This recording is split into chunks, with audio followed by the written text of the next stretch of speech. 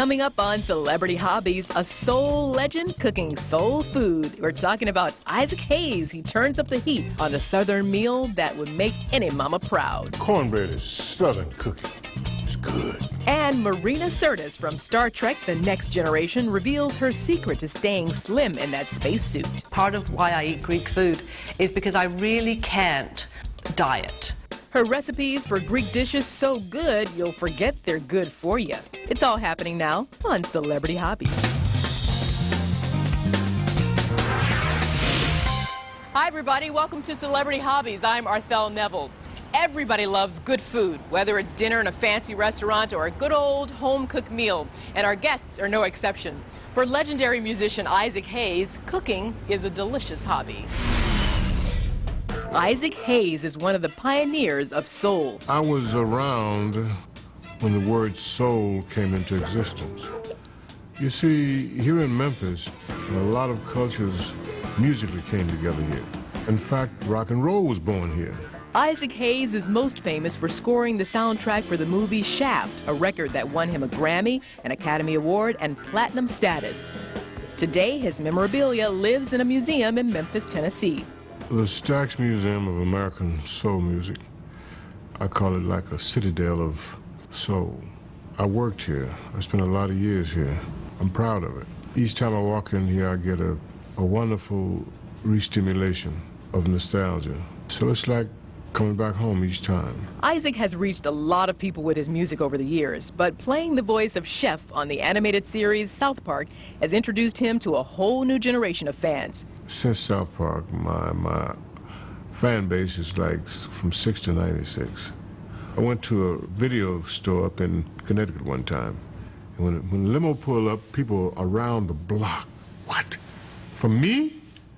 If you're wondering if there are any similarities between Chef and Mr. Hayes, he says there's just one. The ladies love Chef. And the ladies certainly love Isaac, but everyone loves his cooking.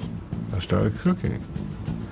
And I was already cooking at home, but then I started cooking professionally. And it went on from there. Whether I'm stressed, or whether I'm ridding myself of stress, when I'm thinking about an idea about a song, there are two places, kitchen and the bathroom. On the menu today, barbecue ribs, turkey shanks, Isaac's apple coleslaw, and homemade cornbread. Now that is some Southern cooking. Memphis is known for its ribs. And here at Isaac Hayes' place, we got some real good ribs. And the first thing I'm gonna do is put this grapeseed oil.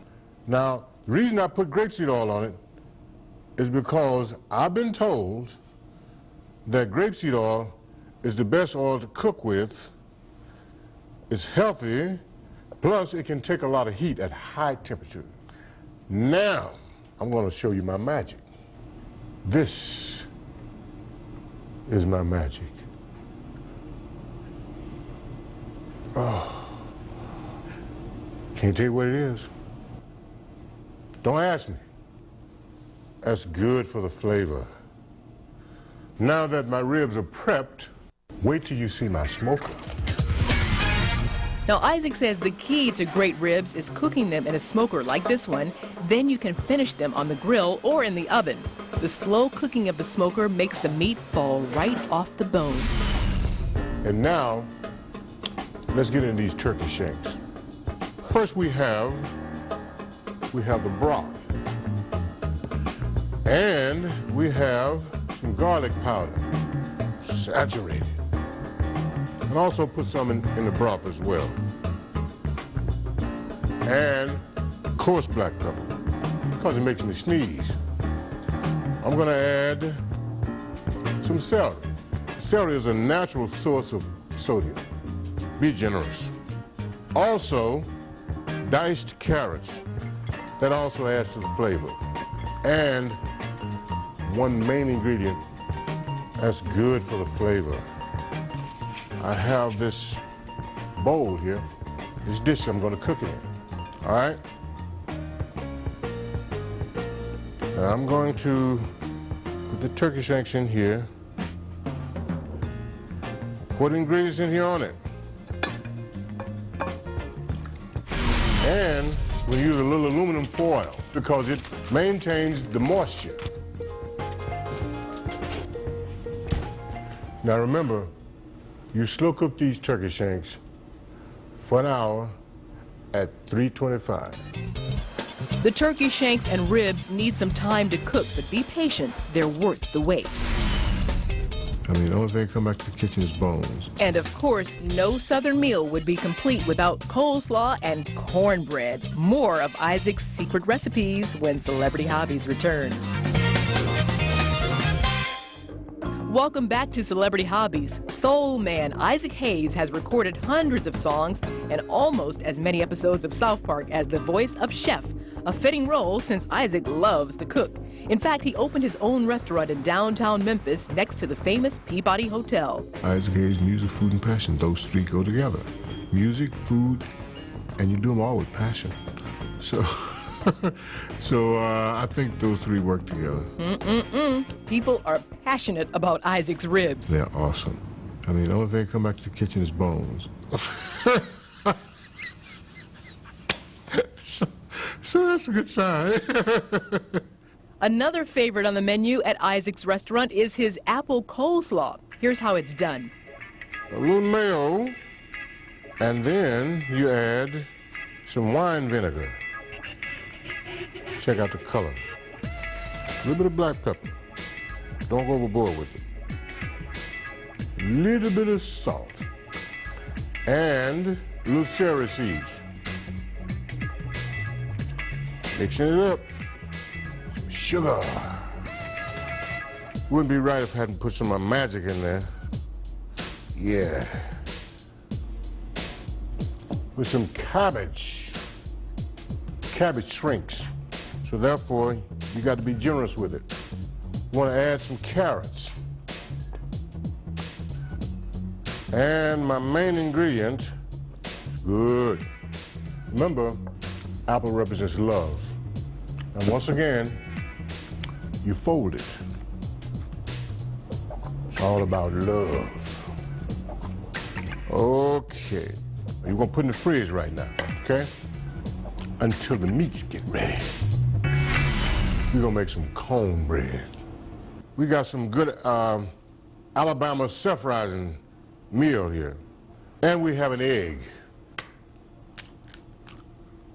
Now, we're going to put in the milk. Get it all mixed up.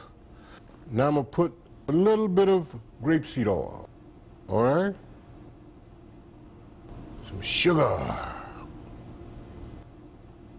Put in the sugar, baby. Now it's incorporating. Now I think I got the consistency the way I want it. Now, I'm going to scoop it up. Don't want to do too much, don't want it to get too high, okay? And put it in. Now we're going to bake it about 350 for 20 minutes. And there you have it. Not bad, huh? What can we say? The ultimate soul food meal made by the ultimate soul man. For all of Isaac's recipes, visit DIYnetwork.com. It's a great therapy. Cooking is.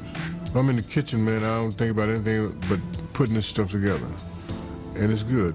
With my music and my cooking, it's great. You know, Isaac's right. Cooking can be great therapy. Hey, thanks. And so can eating. And because artists like Isaac, they're on the road so much that they really crave home-cooked meals. And when we come back, actress Marina Sirtis is going to tell us how cooking helps her unwind after a long day on the set. She'll show us her favorite Greek dishes. Don't go anywhere. More Celebrity Hobbies in a moment. Welcome back to Celebrity Hobbies. Actresses in Hollywood are under a lot of pressure to look good, and every star has her secret. For Marina Sirtis, her secret to maintaining a good figure has a lot to do with her hobby, Greek cooking. Most people know Marina Sirtis as Deanna Troi from Star Trek: The Next Generation and Star Trek feature films. The fans can still catch Marina in reruns or a trip to the video store. But with Star Trek behind her, Marina has been able to pursue some other roles. She has 3 independent films under her belt and has graced the cover of her share of magazines. Marina's favorite role to date is that of chef. Turns out Marina's as comfortable in front of the stove as she is in front of the camera. Oh gosh, I started cooking really young, and I think I was about 11. I'm really interested in food. I probably have more cookery books than anyone else I know. I have a whole baker's rack in my kitchen, and it's just full of cookery books. I have to have garage sales occasionally just to get rid of some of them and bring on, make space for the new ones. I really love tastes. I like to be in the kitchen. It's my room. I get very upset when someone else comes into my room. It's just my time to do what I love to do. I do cook to relax. I was known to work a 15-hour day on Star Trek and then go home and cook. Her specialty? Greek food. Well, I'm Greek. You may not think I'm Greek because I sound English, but I actually am of Greek descent on both sides. And it's the food that I grew up with, and so it represents my culture. Marina says that her hobby of Greek cooking goes hand in hand with acting. To really look good in that spacesuit, you won't be able to eat anything, but I think part of why I eat Greek food is because I really can't diet. To me, it's a way of maintaining my weight without giving up something that I love. Greek food is really healthy. You may not think so when you go to Greece and eat dishes swimming in olive oil, but the Greeks have the lowest rate of heart disease in the whole of the Western world. And that's because olive oil is a good fat.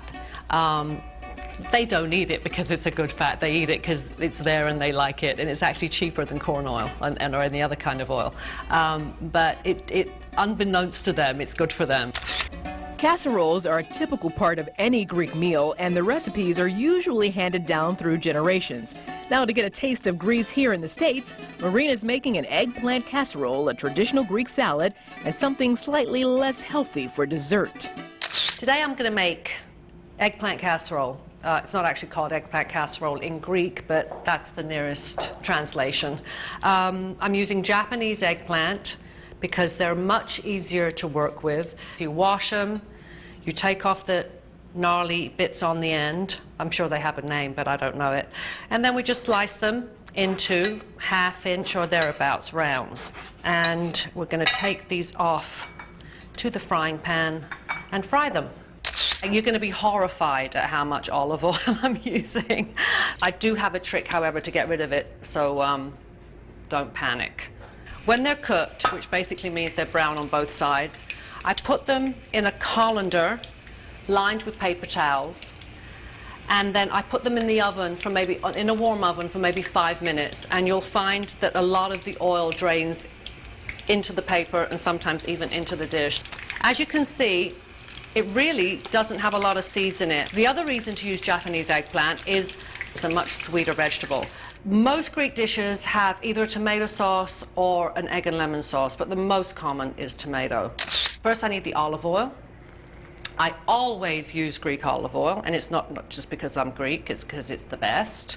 Then I'm going to put in some chopped onion, and we're going to add the tomatoes. I have crushed tomatoes here. I like the crush because they're more like a sauce. It's about 1/4 cup of chopped parsley, again, Italian parsley, and salt and pepper. I do about 20 of these. I've lost count now because I spoke to you, but that's about 20. Like most tomato sauces, the longer they cook, the better they're going to taste. We've got our fried eggplant. You need the eggplant to be this nice golden brown color. And you just start to layer the eggplant in the casserole. So you put the tomato sauce on, and then you just put another layer of eggplant on the top of that and another layer of tomato sauce. You want to finish with a layer of tomato sauce. There is the finished casserole. You may be wondering why I have feta cheese on one side and no feta cheese on the other. That's because I prefer my eggplant casserole without feta cheese. My husband likes it with feta cheese, so I do this half and half thing. That's the eggplant casserole. When we come back, Marina's got an easy recipe for a traditional Greek salad and her secret family recipe for low-fat Greek cheesecake next on Celebrity Hobbies. Welcome back to Celebrity Hobbies. Marina Sirtis is best known for her role on Star Trek: The Next Generation. But to her family, she's best known for cooking amazing Greek dishes. She's finished the main course, a traditional eggplant casserole, but no Greek meal would be complete without a salad to go with it. I'm making what they call a choriatiki salad. Choriatiki means of the village. So this is like a rustic Greek salad. You may be wondering why I've already sliced up the tomatoes. I wanted the juices to strain out of the tomatoes. So what I did was I salted them and just let them sit. And as you can see, the water that is in the tomatoes has come out, and that becomes part of the dressing. So that's the Greek secret. I'm probably going to have to be killed now because I've given it away, but that's the Greek secret. The other thing we put in is cucumber, and we need some onion. Now, the dressing is Greek olive oil and red wine vinegar. A little salt, mix it up, get some feta cheese, and this is the Greek oregano. In the space of what, 2 seconds flat? 1 Greek salad. Thanks to Marina's hobby of Greek cooking, looking good in her suit was a piece of cake. Speaking of which. So now it's time for dessert, my favorite course of the meal, I have to be honest. So I'm making Sifnos cheese tart. It's actually quite hard to say. Sifnos cheese tart. And it's from the island of Sifnos, which is one of the Cyclades. First of all, we have 4 eggs, 1 tablespoon of flour, and 1/4 cup of sugar. Now what you have to do is just whip this up until it's fluffy. This is 1.5 pounds of ricotta cheese. We don't have ricotta in Greece. We have something called mizithra, but I can't get it here. Ricotta is a really good alternative. You basically need a soft cheese that doesn't have any salt in it. Now we have 4 tablespoons of honey. This is Greek honey, and 1/4 teaspoon of cinnamon. And that's it. This is one of the easiest Greek desserts to make. You just pour it in. Bake this at 350 degrees for about an hour. Little trick. What I do when I make any kind of cheesecake is I cook it in what the chefs call poshly a bain-marie, which basically means a pan full of water. And you just put the cheesecake in there, and that's how you put it into the oven. And what happens is, I think, the steam makes the cheesecake much smoother, and it also stops you getting those cracks in the top that you tend to get with a cheesecake. So this is a way of avoiding that altogether. So I'm off to the oven. 1 hour later, this is what you have. As soon as it comes out of the oven, sprinkle some cinnamon on the top and then just let it cool, and you have a really delicious dessert. Much like her eggplant casserole and Greek salad, Marina's Greek cheesecake is low in fat. Visit DIYnetwork.com for Marina's recipes. Cooking to me means, I think, family. It still means a lot that we sit down and eat together, and I lay the table, and we have a proper meal every night. So I think part of the reason I cook a lot of Greek food is because of that whole, this is family time. Man, that looks tasty, doesn't it? By the way, Marina says the most important ingredient to Greek cooking would be the olive oil, like this, kalamata. And she says it's less expensive and has slightly different flavor from the Italian olive oil, which is good to know. And in fact, you know what? Our celebrity chefs gave us some great tips today. Thanks so much to Isaac Hayes and Marina Sirtis. And do me a favor, guys. Tune in next time because we're going to bring you more of your favorite celebrities and their hobbies. I'm Arthel Neville. Thanks so much for watching.